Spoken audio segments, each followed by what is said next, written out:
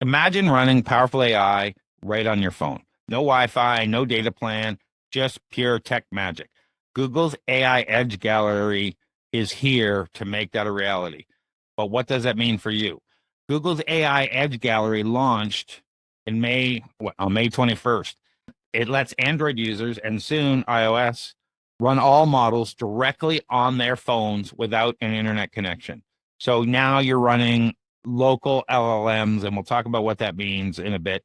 This app is available via GitHub and uses Hugging Face open source models for tasks like image creation, answering questions, and coding, all processed locally for max privacy on your phone. It's a game changer for anyone wanting AI power on the go, especially in spotty networks areas. And the catch, performance depends on your phone's hardware, and it's still an experimental alpha release. What do you think about this? Yeah. So this is cool. And yeah, obviously these are not the full LLM models, right? That you can use. And like you said, how performant they are depends on your hardware. So, and so this is cool. So they've got this app called AI Edge Galaxy or Gallery. Sorry, Galaxy. I'm always used Android Galaxy. Anyways, AI Edge Gallery. So you can download and run AI models locally, which means you can do text, you can chat, generate images, you can write code, you can analyze photos, everything offline. And the cool thing about it is it keeps your data private and it speeds up response times. But again, you're limited by how many tokens, a whole bunch of things based on your hardware. But this is cool for privacy people. But for an example, the Gemma 3 1B model is only 529 megabytes, and it can process up to 2,585 tokens per second. It could make it suitable for quite a few different applications, from if you want to do document analysis, smart replies, different things like that, right? I don't know what other models are available, but I think this is cool. I think this is interesting. What are your thoughts on this, Craig? Well, there's literally hundreds. Am I on mute or can you hear me? Yeah. Okay, just making sure. There's literally hundreds of models that are out there. There's tons of smaller and smaller models. Google's got a bunch. I think you mentioned the 3N model. Yeah. There's a few others that are, very small. And now you start to say, okay, great. But what I see this going is Apple and many of the other companies, they're starting to put high-end processors into their tablets. Like, if you now have an iOS app that can run any of these Hugging Face models on your M4 iPad, start thinking about what you can do. Yeah. So you're like, holy crap, you don't need to be online. Don't need to be doing this. You can be working whatever. You can be online. You can have it. Now you have all these local AI agents running local LLMs that are trained for you and can interact with whatever services you are via MCP or API or whatever out there when you're connected. And, it's keeping your data private until it goes out and does stuff. I think this is a very interesting game changer. And the fact that it's, you can connect to Hugging Face and just, pick whatever models you want and download them locally and off you go. All the Flux models, all the image generation models, so instead of having to, use tokens to just create images. I know a buddy of mine who tries and does stuff for his D&D group and it takes a long time to do it. But, a lot of image tokens trying to fuss around with this stuff. All of a sudden, you're doing that locally. You're not wasting a lot of money creating those images that you're trying to do. And you can also train these things on, okay, let's use that example. Here's 3 images of my barbarian, and here's 3 images of the elf princess, and here's 3 of the dragon warrior. I don't know. And now you can have these AI creating all those things and doing that locally. I'm just, mine starts to, the limits of AI have changed. You don't need super powerful computers sitting in the cloud or on your desk to run this stuff now. Yeah, exactly. Which is cool. Like this is a trend, this edge computing trend. So it signals a broader industry shift towards kind of the edge computing where AI processing happens on the device rather than in the cloud, which reduces latency, improves privacy, potentially lowering infrastructure costs. But this is like, I think Apple's the one that kind of started this trend with them trying to push, they've tried to start it. They haven't done it successfully so far, with them trying to do everything on device with their AI model, right? I think this seems like the successful successor to what Apple tried to do. Am I saying that correctly? Yeah, I think what we're hitting now is we have the right combination of powerful enough hardware in your hand, mobile being a tablet or a phone, and two, the software LLMs getting smaller and smaller, so that they can actually be functional. And Yeah. we'll start to see, these get stripped out. Like a lot of these say, okay, this model supports 28 languages. Well, I'm working locally on my laptop. I only want one, maybe Yeah. two. So can I strip the rest of that out and make it smaller? I only want to write with this LM. Get rid of all the math. I don't need math. That's why we're going to start seeing all these things shrink and shrink and shrink, and you're going to have very specific agents or LLMs. Like this writes like me. It's only been trained on me, and it's 500K, and that's all it does. It just writes a social post like me. Yeah. Yeah. So this is cool because by being open source and permissibly licensed, the app lowers the barrier for developers to build custom AI powered apps that work offline, which could lead to a wave of like privacy first edge based AI applications, which is critical for the healthcare industry, potentially in education or even field work, right? Where you're out in the field and access to internet is limited unless you're using Starlink, but or sensitive data is involved. Like this, and I think this is a great first step in the right direction that Google's done. Yeah, and we have to remember that this is a shot off the bow from them, but we talked about Johnny Ive and OpenAI having a hardware device in your pocket.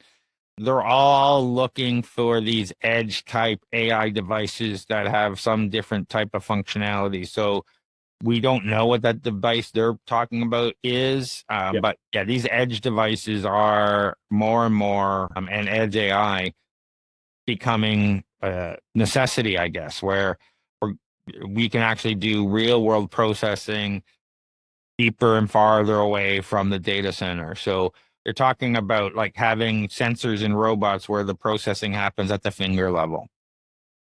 Yeah. Yeah, this is cool. And I wonder how this is going to affect infrastructure development worldwide, NVIDIA's stock, like a whole bunch of things. Obviously, people are still going to need NVIDIA GPUs and NVIDIA chips. I'm just curious as to where this goes in the next 3 to 5 years, or even the next 2 years.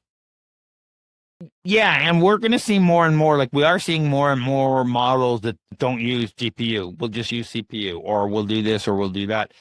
And they don't necessarily need NVIDIA, but the higher end ones are going to obviously still run on the higher end chip. But we're starting to see, that's the data center models.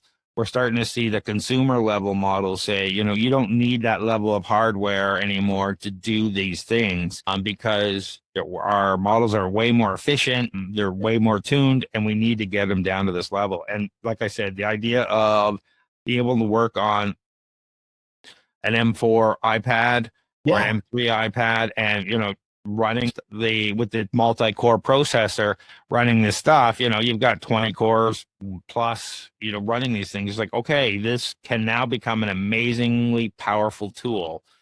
And I think that's why Apple's been behind, because they needed the hardware to get up to speed, and their software has always been behind because they haven't been stealing everybody's data, presumably to train all their AI on. So we'll have to see where this goes. But I love like that we're getting true mobile and true on-device LLMs that can actually do stuff. Yeah. Yeah, I'm excited for this. And yeah, you keep bringing up that you can have an iPad with an M4 chip, which is awesome because that's just like having your own laptop, but then you can run it. You can run this once they release the iOS version of it on your iPad, which is a game changer for a lot of people. So this is really cool.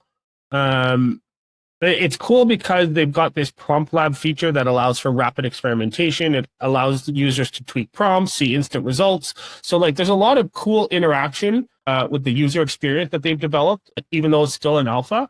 So I'm really excited to see where they take this when it goes to beta and even gets released.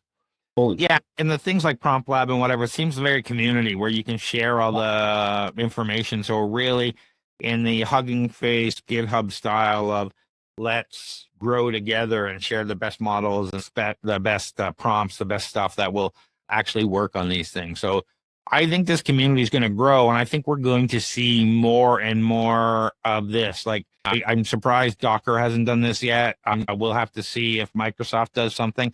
And I keep bringing up the M4 only because I don't know what runs on the other hardware. So I'm not really going to compare to Intel's 14A that are coming out or what have you, because, or the Snapdragons and how many processors they have for the other mobile devices. So I'm sure they got very powerful things as well. And you start like the devices are becoming more and more powerful, and these companies need a reason for you to go out and actually upgrade your mobile device. So there are a lot, and they're saying, wow, great, we're going to bring AI to the edge, and we're going to make people upgrade so they can now do AI on their phones. It's a win for everybody.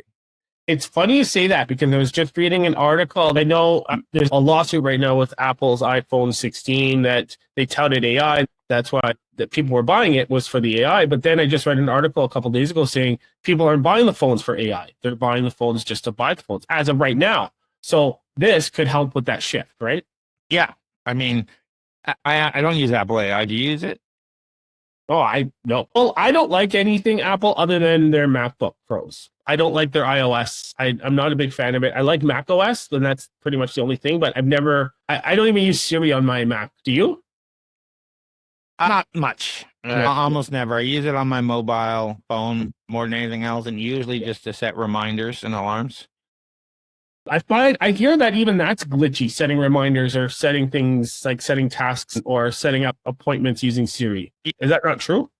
I don't use it to set up appointments, and I think, the thing is, I have better AI that can do that now. So I can do that via WhatsApp, Telegram, or whatever. I can send my pre-programmed things to set up appointments that are connected to my systems that can do everything way better than Siri can. But what it does, good job, is say set an alarm for 20 minutes from now. And that's because I put something on the stove, I'm doing something, whatever, or I know I've got a meeting coming up and I'm going to get distracted and I want to, something to bring me back. That's the quick thing I do. But I know a lot more people are talking to text and all that kind of stuff, and that information is, getting transferred wherever. Yeah. So Google's AI Edge Gallery could redefine how we use AI, making it more private and accessible. But will offline AI truly change your daily tech life, or is it just a cool experiment? Drop your thoughts in the comments below. We'd love to hear from you. Tired of drowning in repetitive tasks while your competitors race ahead? Every minute you spend on manual data entry, scheduling, and routine processes is a minute you're not growing your business. Flowgrammer.ca transforms your workflow chaos into seamless automation. We build AI-powered systems that handle your busy work so you can focus on what actually makes you money. Our clients typically save 15 plus hours per week and see their productivity double within 60 days. Visit flowgrammer.ca for a free automation audit. That's flowgrammer.ca. Stop working in your business and start working on it. So what do you got going on, John? Yeah. July now.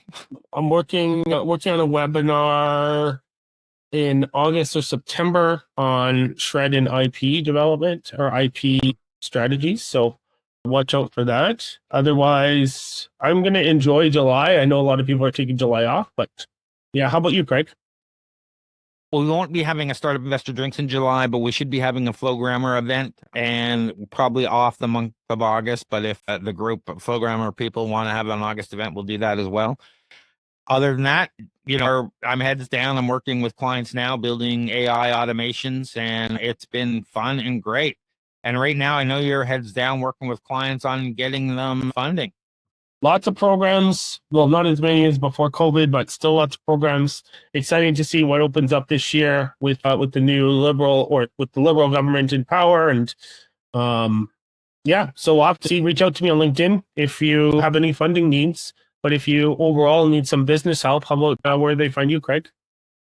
Check out torontostarts.com for everything we do. It's all there. But we have a couple of branch websites, startupcoach.ca, where you can book some time with me. You can go to startupdrinks.to to find out our startup investor drinks events, or flowgrammer.ca to find out all the information about business automation and how you can take your business to the next level utilizing AI and automation tools. And until next time,